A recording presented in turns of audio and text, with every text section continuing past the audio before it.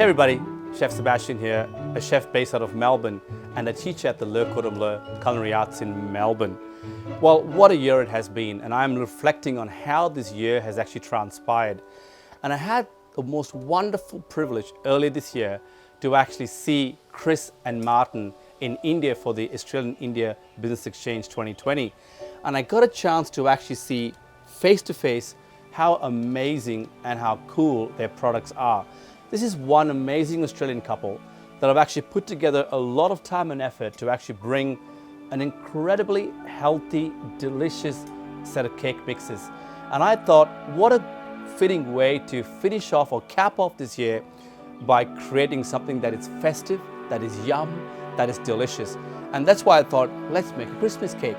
And I'm going to be using their plain flour and their self-rising flour to just create this really fun, yummy, festive Christmas cake.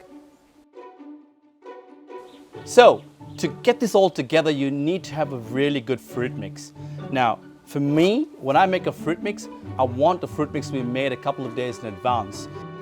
All right, so here's what you're going to need. 500 grams of sultanas, 250 grams of raisins, 250 grams of dates, 250 grams of cranberries, 35 grams of orange peel that's going to go in, 125 grams of glazed cherries.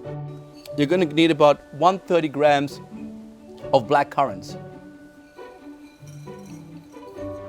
And you create this really lovely landscape of all kinds of dried fruit, which is exactly what you want. All right, what's left?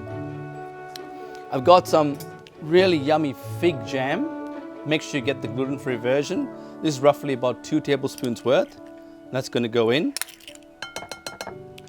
And I've got some ginger marmalade. That's about 2 tablespoons as well. And that's going to go in too. Finally, I've got about 1.5 tablespoons of ginger or dried ginger spice. That's going to go in. And we are going to grab about 1.5 tablespoons of cinnamon. So, beautiful. You now need the zest of 2 lemons, which is I'm just going to add that to the mix. We're going to be using the zest of 1 orange. And we're also going to be needing about 1 cup of rum. I'm using an Australian rum. That's going to go in.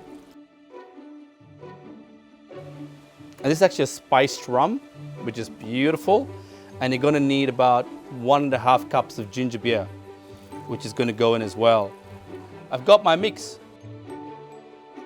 I'm going to show you what they look like after a day. I already made some yesterday and I also made some 2 days ago. And we're going to use the older batch for our Christmas cake. Look at that. This is the mix I actually made last night. This is about 24 hours old and you can see how much it's changed in composition. Sticky, yummy, gooey, decadent, delicious. That's really what you want. That is so mesmerizing. All right, we're going to go into the next step. I'm going to teach you now how to actually make the cake mix. We're going to need a few ingredients there.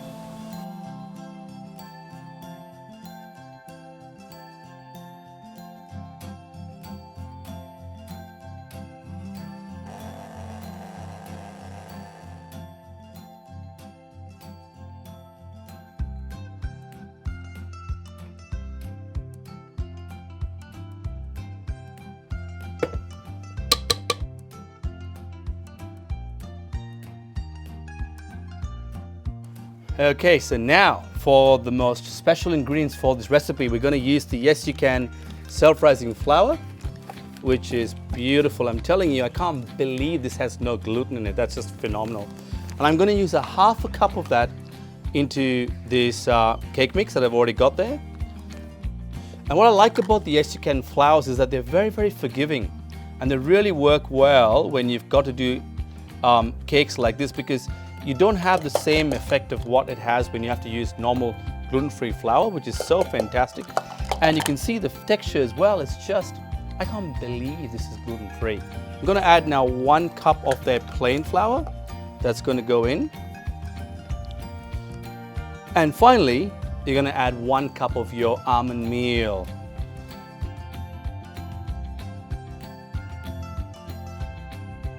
mix that in like you would normally do in any cake batter. To finish it off, we're gonna add half of that. I'm just gonna fold this in. That looks just so much fun.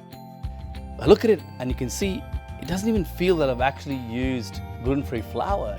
Just make sure all the flour is mixed and incorporated really well. That is done.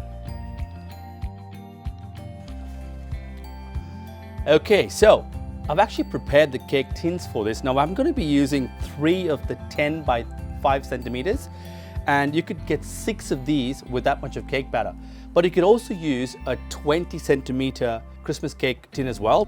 Grab a little spoon and just drop it in the center just like that. The oven's already been preheating for the last hour or so. It's about 140 degrees Celsius, medium fan, so it's going to be pretty good. So we're going to say goodbye to that for about, I would say at least about an hour and a half. I would use a toothpick test in about an hour.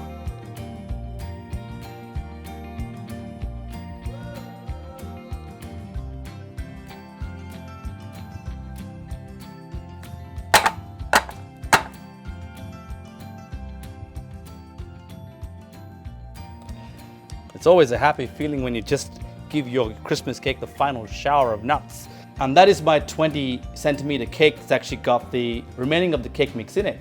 And that's going to go in the oven as well. Same time, but this will cook a bit more longer. So make some space in the oven.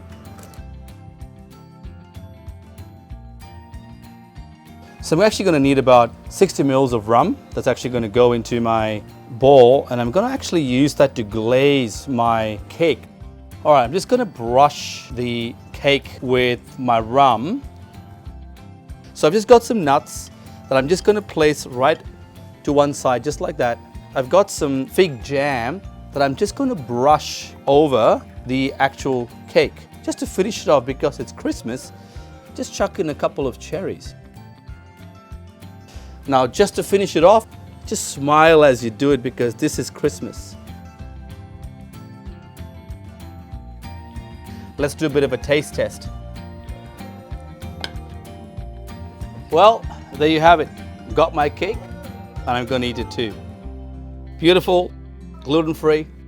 Yes, you can. Delicious. Yum. So, what a way to end 2020. This is all about baking and celebrating this fantastic company called YesYouCan. Merry Christmas, everybody.